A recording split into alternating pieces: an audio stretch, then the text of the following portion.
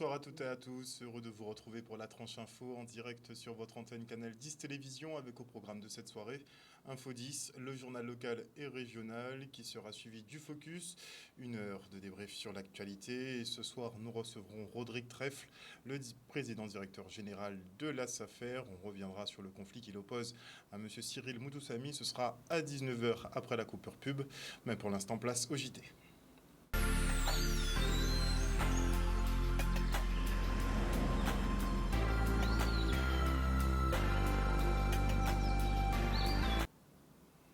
Nous sommes le mercredi 6 septembre 2023 et notez en bref que la restriction concernant la consommation de l'eau sur la commune de Sainte-Rose est levée. Vous pouvez vous faire plaisir.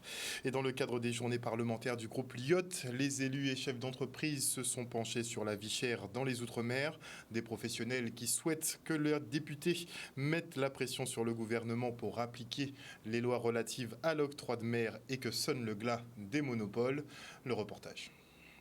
Ce qu'on dit aujourd'hui, c'est qu'il y a des formations de prix qu'on ne peut pas contrôler. Il y a un certain nombre de positions dominantes, de positions carrément de monopole. Par exemple, l'essence. L'essence, c'est une formation de prix qui est faite par le préfet. Il n'y a pas véritablement de concurrence. Et il faut absolument qu'on trouve le moyen, comment redonner du pouvoir d'achat, comment baisser les prix. Tous les consommateurs s'en rendent bien compte qu'à un moment donné, quand ils font leurs courses dans l'Hexagone et lorsqu'ils le font ici, le caddie ne coûte pas le même prix. Ce que je remarque dans la communication autour de l'octroi de mer, c'est qu'elle est destructrice, c'est-à-dire qu'on prête à l'octroi de mer tous les maux, ce qui n'est pas le cas puisque c'est une taxe qui est essentielle pour le financement des collectivités et également pour la protection de l'industrie locale. Maintenant, il y a des sources d'amélioration sur l'octroi de mer en appliquant la loi, c'est-à-dire que l'article 45 de la loi sur l'octroi de mer dit que l'octroi de mer ne doit pas se trouver dans l'assiette de la TVA. Ce n'est pas le cas actuellement. Ce que je propose à ces députés, c'est de faire pression sur le gouvernement pour que la loi soit appliquée, et ce qui induira mécaniquement une diminution du coût de la vie dans les DOM, sans aller jusqu'à supprimer l'octroi de mer qui est indispensable. Que la vie est plus chère ici, on sait qu'il y a les 40%, on sait que cette vie est probablement autour de 18-20%, et l'idée c'est de se dire comment peut-on faire pour redonner du pouvoir d'achat en sachant que les entreprises ne peuvent pas décréter qu'elles vont augmenter les salaires. Donc il faut arriver d'une certaine manière à trouver des moyens pour baisser les prix, surtout pour les produits de première nécessité. Pourquoi la vie est chère? Parce qu'on importe des conteneurs, on est obligé de faire des stocks, on stocke pendant longtemps, on paye l'octroi de mer, on ne revient pas sur comment l'octroi de mer, mais on paye ce stock qui pèse jusqu'à 20% du coût de production. Si c'était sous forme de TVA, ça pourrait être déduit. Bon, il faut qu'on discute, quoi. Il y a des sujets sur lesquels il faut qu'on discute, donc on a vraiment compris davantage les spécificités de l'île. On a compris les atouts, notamment en termes de développement touristique. Il y a vraiment beaucoup d'atouts sur le plan touristique. Le président de la CCI nous expliquait que les Guadeloupéens et les Guadeloupéennes voulaient vraiment travailler, voulaient s'engager, sont particulièrement motivés. C'est important pour nous de revenir avec aussi cette belle image des Guadeloupéens, des Guadeloupéennes sympas, mais qui ont envie de s'engager sur le plan professionnel, à condition d'être formés, à condition d'être payés, à condition aussi d'avoir un toit à proximité. Donc ça nous met vraiment en perspective et je trouve que ce type de rencontre est intéressante. La vie chère, une constante en Guadeloupe. Depuis le mouvement du LKP en 2009 qui a mis en lumière cet état de fait, les écarts de prix ne font qu'augmenter. En 2023, les produits alimentaires sont 42% plus chers qu'en Hexagone. On compte 16% de plus pour la santé et pour les communications, c'est 36%. Des disparités qui s'accentuent avec le remboursement de la dette Covid et la guerre en Ukraine. Des surcoûts qui impactent de plus en plus les consommateurs et cassent leurs bras, comme on dit ici. Regardez.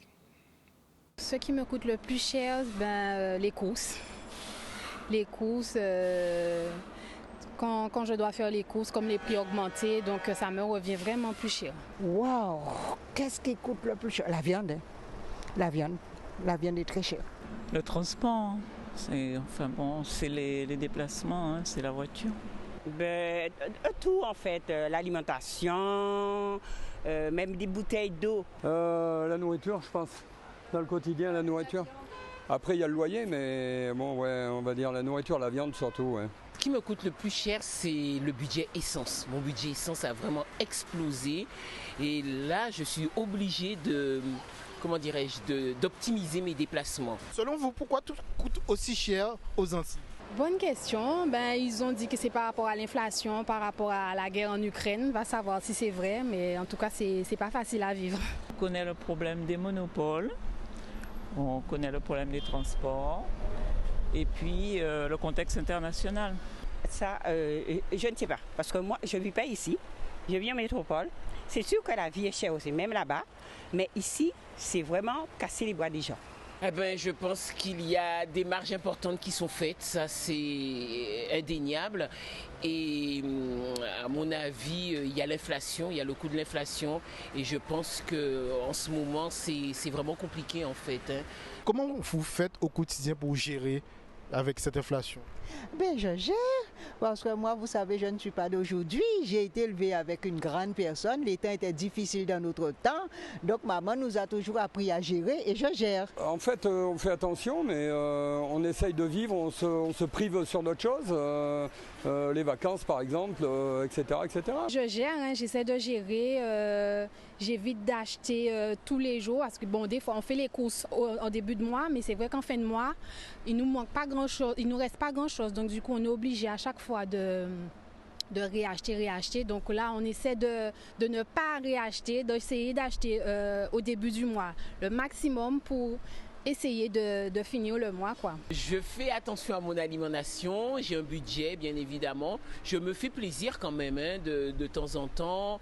Il ne faut pas non plus trop se freiner, mais par exemple, comme je le disais tout à l'heure, j'essaie d'optimiser mes déplacements. Au niveau des achats, on fait attention. Et puis on peut se faire plaisir et s'alimenter de façon agréable en faisant attention à son budget.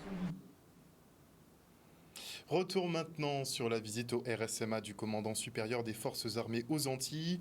Après la Martinique, le contre-amiral Nicolas Lambropoulos poursuit son tour des unités dont il a la charge depuis le 1er août dernier. Le reportage. Donc moi j'ai pris mes fonctions le 1er août, donc j'ai passé 15 jours en Martinique. J'avais décidé mon souhait c'était de venir rapidement en Guadeloupe où donc les forces armées aux Antilles sont aussi présentes. Voilà, pour faire à la fois la connaissance des gens qui travaillent ici, pour essayer de rencontrer des journalistes, des élus locaux, et puis pour me rendre compte des conditions dans lesquelles les gens exercent leur travail, quelles sont les problématiques, à la fois des infrastructures, de l'avenir aussi, des projets qu'on peut avoir ensemble. Donc je suis un peu dans un stade de prise de fonction, pour être tout à fait franc, de constat. J'essaie de me faire une petite appréciation de la situation, pour pouvoir prendre des décisions un petit peu plus tard sur l'avenir des forces armées aux Antilles, en Guadeloupe notamment. Vous savez que les forces armées présentes en Guadeloupe étaient quand même beaucoup plus nombreuses, il y a ça une quinzaine d'années. Donc je pense qu'on a vraiment tourné la page de cette diminution d'effectifs, de cette, on va dire, perte de moyens. Aujourd'hui, les lois de programmation militaire successives prévoient quand même un renforcement de la présence française, et notamment dans les Outre-mer. Pour l'instant, ce n'est pas encore décidé pour les Antilles, les arbitrages ne sont pas faits, mais on est clairement dans une dynamique différente, qui est une dynamique plus positive de reconquête, c'est-à-dire de présence renforcée dans les Outre-mer, parce que les Outre-mer, et singulièrement la Caraïbe, c'est la France, c'est un point stratégique, c'est la France ailleurs dans le monde, donc c'est très très important. À la fois c'est la population française, donc les armées elles sont là à leur service pour la protection du territoire, pour les aider en cas de catastrophe naturelle. Voilà, donc il y a un investissement fort qui est pris, qui est fait par les militaires ici et qui va être augmenté. Un reportage de Maxime Morel.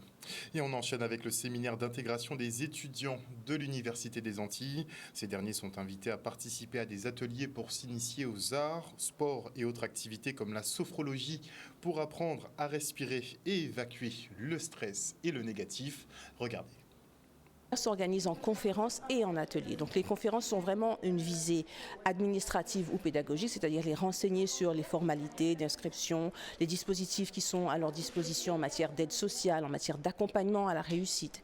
Et puis les ateliers viennent compléter ces conférences de telle sorte qu'ils puissent s'initier aux différents dispositifs qu'on leur a indiqués et qu'ils puissent découvrir aussi à travers d'autres modalités, comme par exemple des modalités artistiques, culturelles, sportives, développementales, comment on peut mettre à profit des outils pour pouvoir optimiser ses compétences, ses savoir-faire et donc réussir son année universitaire. Les élèves, ils apprécient beaucoup parce qu'ils disent qu'ils sont stressés, ils ont une année qui va être peut-être difficile, donc ils ont besoin effectivement de conseils, de techniques en fait pour pouvoir gérer leur stress. Je suis une personne qui a tendance à vraiment beaucoup stresser, surtout par rapport à mes résultats scolaires. La période de bac a été assez compliquée et j'ai eu la chance de déjà être encadrée par une sophrologue et là j'ai la chance d'en refaire, donc je suis vraiment contente. La première technique déjà c'est la respiration. La respiration permet effectivement d'être ancré, d'être présent ici et maintenant.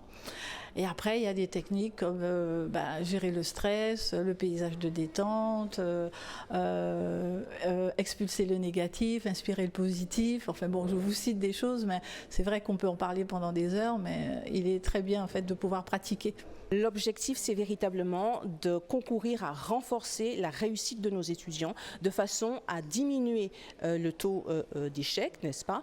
Et surtout qu'ils puissent vivre cette année de façon la plus sereine possible, sans se sentir un petit peu dépaysés par les nouvelles conditions d'apprentissage, le nouveau cadre de vie, et qu'ils puissent savoir vers qui se tourner en cas de besoin, que ce soit par rapport à des difficultés strictement pédagogiques, administratives ou encore à caractère social. Et de retour sur le plateau, je reçois maintenant Michel Mado, adjoint au maire de la ville de Bémao, délégué à la culture et au patrimoine.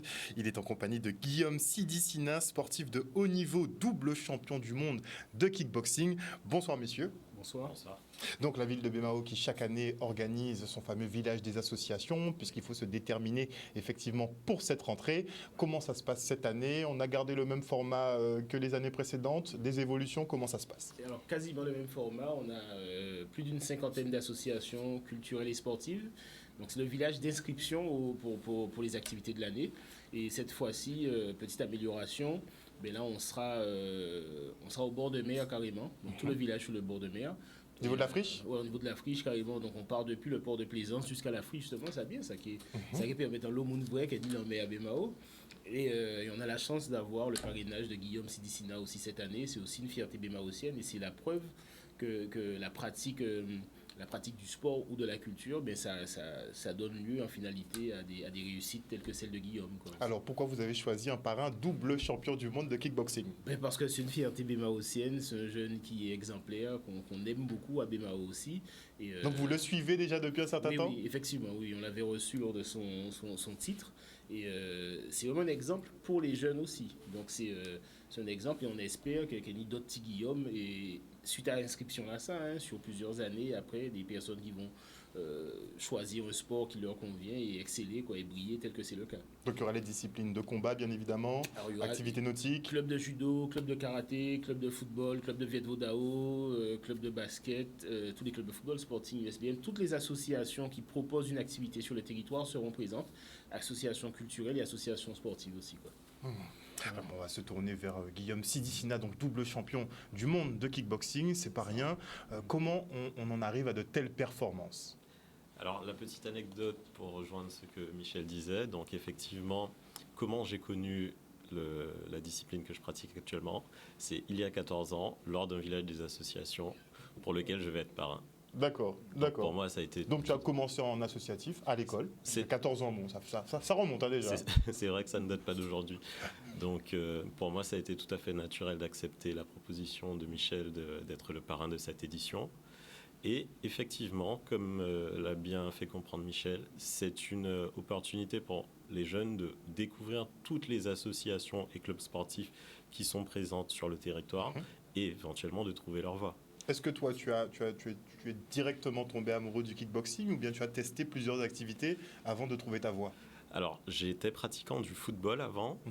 J'en ai pratiqué pendant 3 ans, ensuite la natation. Et j'étais un peu dans une transition, je ne savais pas vers quel sport me tourner. Et en sillonnant les différents stands, je me suis arrêté sur un stand qui proposait le kickboxing, justement. J'ai été faire une séance d'essai, il s'avère que j'ai... Tu aimais taper les gens?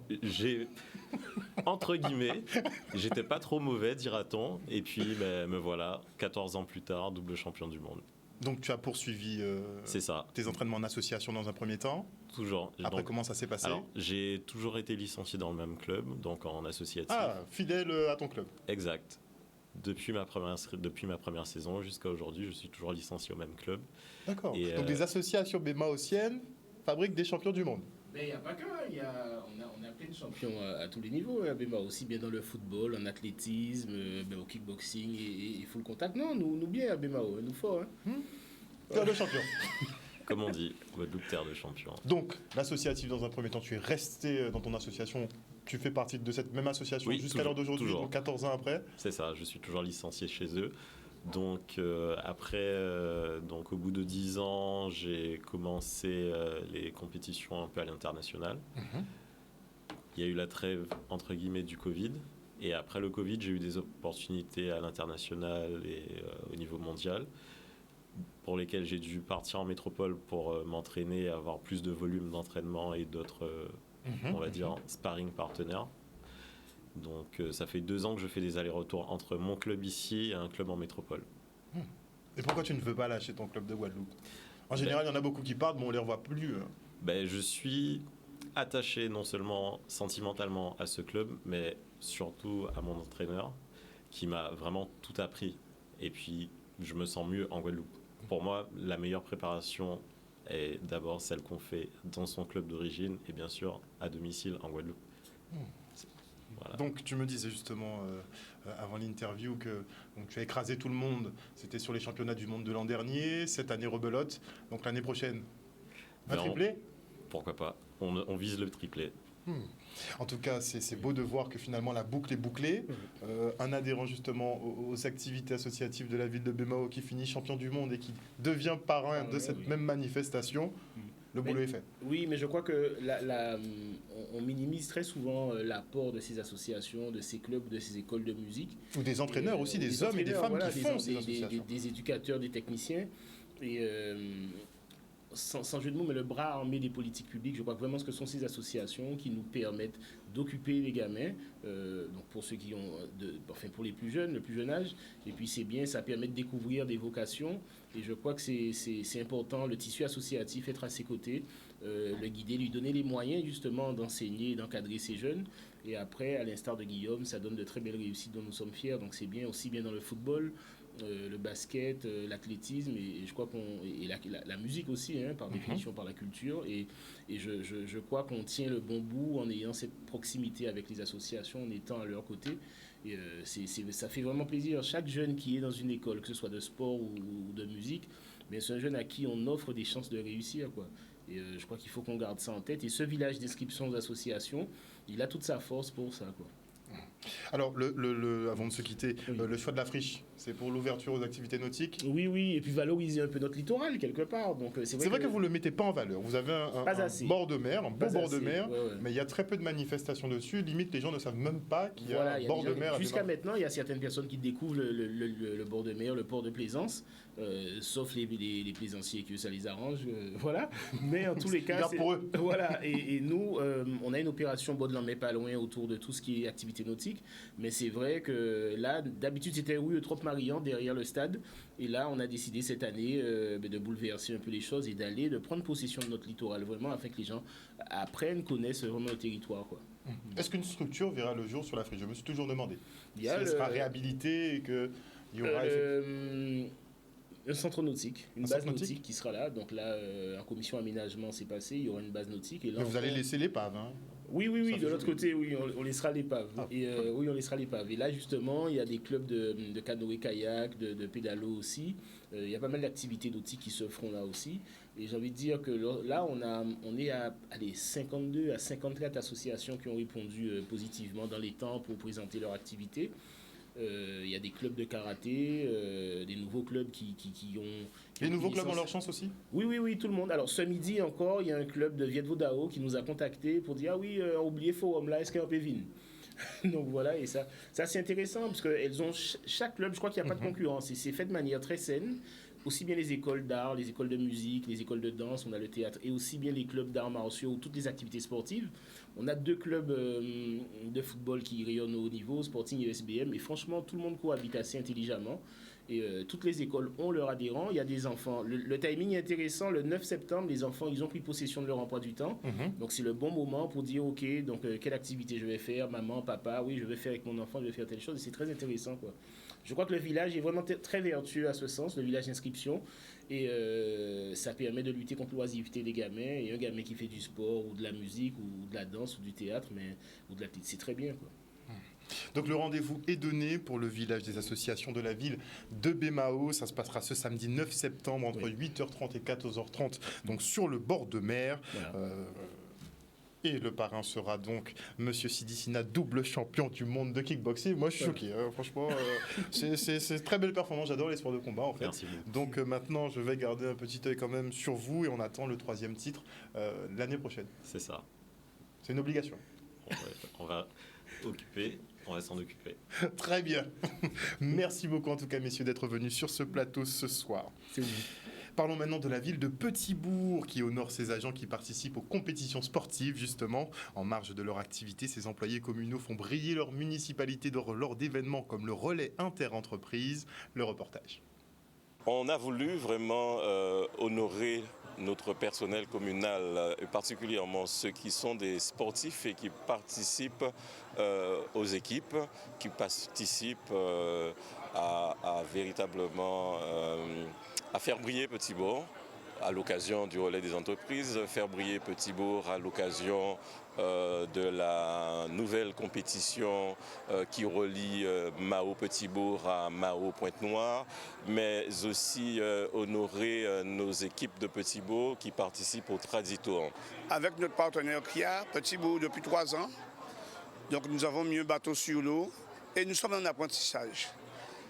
Cette année, c'était particulièrement difficile parce qu'on était en période cyclonique et j'ai trouvé que nos marins, ils ont été courageux. Ils ont été courageux parce qu'ils ont chaviré, à plusieurs reprises, ils ont dessalé et ils ont pu finir la course. Donc c'est pourquoi ce soir, on a tenu à les honorer. Et dans la politique de Petit-Bourg, nous voulons toujours honorer nos sportifs. On est content. On est satisfait que la ville nous remercie d'avoir représenté ses couleurs. L'objectif, c'est de gonfler l'équipe, d'avoir une meilleure préparation avec le partenaire, faire une meilleure préparation du Traditour, avec l'équipage, faire une meilleure préparation également. C'est travailler pour faire mieux. Le sport est une belle chose. Les agents communaux pratiquent du sport et aujourd'hui, ils font partie de ceux qui font briller Petit-Bourg à l'occasion de différentes manifestations sportives. On voulait le leur dire à nouveau et nous allons donc passer un moment de convivialité et puis discuter. Il est important que publiquement tous soient honorés, hommes, femmes, employés, aussi bien que des partenaires qui nous accompagnent, qui aussi financent diverses activités sportives. Voilà. Voilà, chers téléspectateurs, nous sommes arrivés au terme de ce journal. Une petite information internationale assez intéressante. Je vous annonçais l'autre jour effectivement que l'Inde pensait récupérer son nom d'origine et s'appelait Bharat. Eh bien, notez que les BRICS qui vont devoir peut-être changer de nom aussi, puisque l'Inde ne s'appellera plus Inde. En tout cas, les BRICS sont en train visiblement d'accumuler de grosses quantités d'or en vue de la création d'une monnaie commune. Ils veulent abattre le pétrodollar. On verra ce qui se passe effectivement dans les mois à venir. En tout cas, une bonne soirée à vous à l'écoute des programmes de Canal 10 Télévision. Merci à vous pour votre fidélité à ce programme. N'oubliez pas que chez nous, vous faites l'information que nous diffusons. Le journal local revient demain à 18h30. Bisous tout le monde.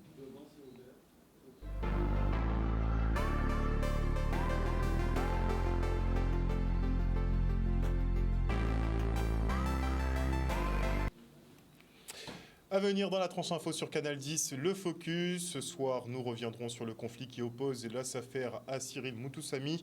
Nous recevrons donc le président directeur général de la Société d'aménagement foncier, en l'occurrence Rodrigue Trèfle.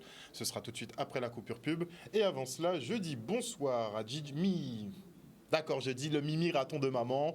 Bonsoir à Fabien Média 97, bonsoir à Géna Gior, à Ghislaine Khalif, à Moïse Caramel, à Fabienne Médard, bonsoir à Absalon Hugues Théodore, bonsoir également à Colbet Soubenet, bonsoir à Colbet Soubenet, à Lina Wild, à Gilles Julien, bonsoir, à qui d'autre, Ah, vous êtes en plein débat là. À Géna Gior, bonsoir également à Moïse Caramel, à Villemier hier, j'ai un petit souci, bonsoir à Dimitri Gobardan, bonsoir à tous ceux qui nous suivent sur le Facebook de Canal 10, on se retrouve après la pub.